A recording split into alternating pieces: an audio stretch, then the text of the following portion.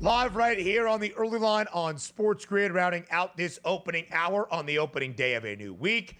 It is a Monday. Right now, DRS, in college football, we're getting through spring ball, through those spring workouts and spring practices. We are not seeing nearly as many spring games at this time of the year with the ever-evolving climate that is college football, of course, that is collegiate athletics. And boy, speaking of the evolving climate and that new landscape, we saw a new development this weekend out of Tennessee. Their star quarterback, Nico Iamaleava, who was the starting quarterback last year for the Volunteers, a part of a team that reached the college football playoff before getting absolutely dismantled by Ohio State. There were some reports late last week from Pete Nakos of On3 that Nico Iamaleava, who made headlines coming out of high school in Southern California for a very large and record-setting NIL deal for a high school recruit to head to Tennessee, was in renegotiations with the Volunteers on a new NIL deal. Some thought it was just speculation and maybe clickbait. It turned out to be the real deal. On Friday, we got reports that Iamaleava did not show up to spring practice, much to the surprise of the Tennessee coaching staff. Bright and early on Saturday morning, ahead of the Vols spring game, we learned that from Josh Heupel and Tennessee, they said enough is enough. They were moving on and parting ways with Nico Iamaleava, who is now no longer the quarterback of the Volunteers. DRS, as you were following this saga in the 48 hours from Friday to Saturday afternoon, what were some of your initial reactions?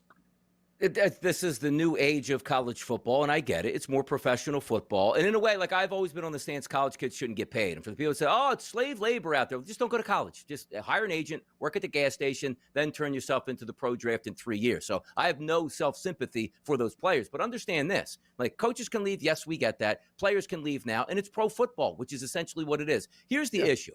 It's so clouded from an NCAA perspective because if you didn't want the players to get paid directly, which was what I was doing, otherwise it's professional football. Name, image, and likeness I thought was wonderful when it came in because it meant like the biggest superstars in college football that have a national brand could actually be on a Dr. Pepper commercial, a Pizza Hut commercial, and get paid hundreds of thousands of dollars, and that's the way it would go. When did it turn out that the boosters and or pseudo boosters and the teams and the universities themselves are in bidding wars with their own football players? That wasn't what name, image, and likeness was. It started out like, hey, I want to be in a college football game. Great, man. They sent me the game and a check for $1,000. That's now legal. Or, hey, the local pizza shop in downtown Tuscaloosa is going to give me $500 to make an appearance on Saturday and give me free pizzas for the year. Name, image, and likeness. I just have no idea how it turned into. I have multiple agents representing me on my behalf where I want the school directly to pay me and I can renegotiate at any time. I don't think anybody saw that coming, to be honest.